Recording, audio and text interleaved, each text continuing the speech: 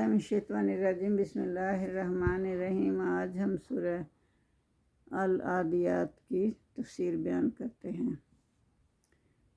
اس سورت کے نزول کے بارے میں اختلاف ہے، کوئی اس کو مکی اور کوئی مدنی قرار دیتا ہے، لیکن اس کے مضامین کا انداز اس بات پر دلالت کرتا ہے کہ یہ مکی اور ابتدائی دور کی صورتوں میں سے ایک صورت ہے۔ اس کا موضوع انسان کو یہ بات سمجھانا ہے کہ آخرت کی منکر یا اس سے غافل ہو کر وہ کیسی اخلاقی پستی میں گر جاتے ہیں، اور اس کے ساتھ ساتھ لوگوں کو اس بات سے بھی خبردار کرنا ہے کہ آخرت میں ان کے ظاہری اعمال پر گرفت نہ ہوگی، بلکہ ان کے چھپے ہوئے اعمال جو کہ سینوں کے اندر ہم سب ظاہر ہو جائیں گے۔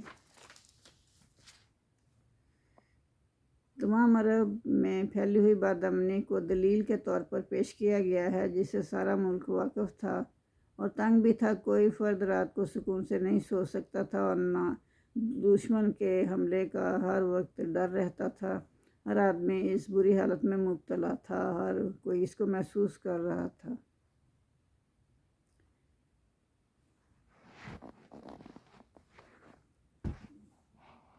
تو اللہ تعالیٰ فرما رہے ہیں والعادیات ضبحا، سر پر دوڑنے والے گھوڑوں کی قسم۔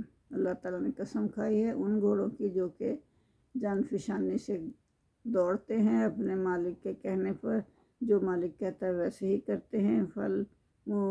فل موریات قدحا، اور پھر وہ پتھروں پر کھور مارتے ہیں، اپنے تو آگ نکلتی ہے تو اس قدر وہ تیزی سے بھاگتے ہیں کہ ان کو یہ بھی احساس نہیں ہوتی کہ ان کا کھور مارنے سے آگ نکلی ہے، وہ اپنے ہی دھیان میں بھاگتے چلے جاتے ہیں۔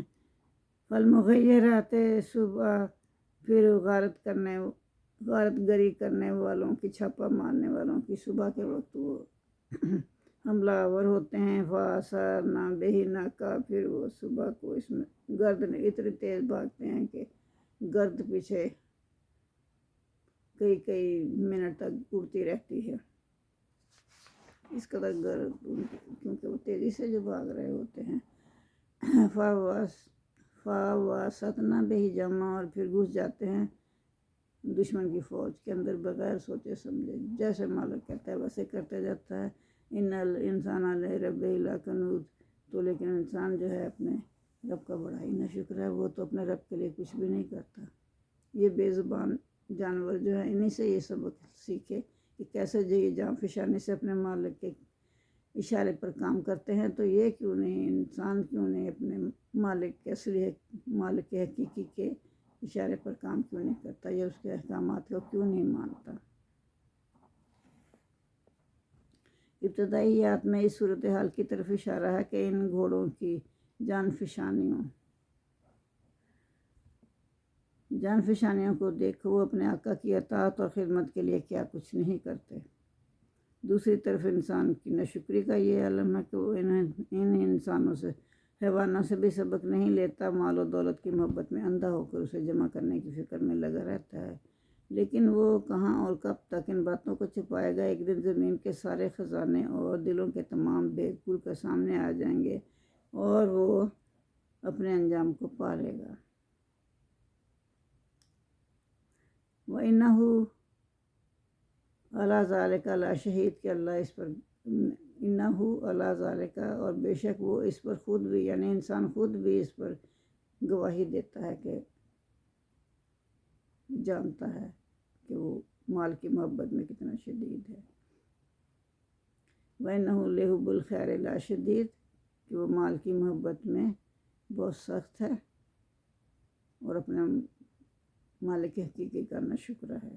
افلا یعلم اذا بعثر ما فی القبور، کیا وہ نہیں جانتا کہ جب باہر نکال لیا جائے گا جو کچھ قبروں میں ہے، وحصل ما فی الصدور، اور جو کچھ دلوں میں ہے وہ ظاہر کر دیا جائے گا، اسے یہ تو پتہ ہونا چاہیے۔ ان ربہم بہم یومئذ لخبیر، بے شک اس روز ان کا پروردگار اس سے خوب واقف ہوگا۔ اللہ تعالیٰ کو تو سب کچھ پہلے ہی پتہ ہے، تو اللہ تعالیٰ اس جگہ سب کچھ ظاہر بھی کر دے گا، دوسروں پر بھی ظاہر کر دے گا۔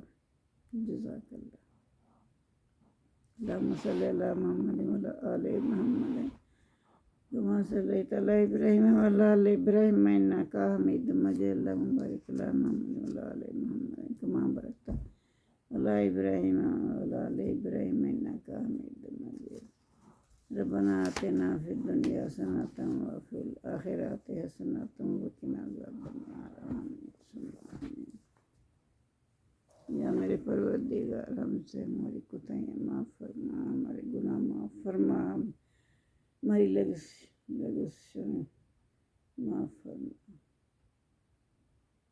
آمین سبحان اللہ۔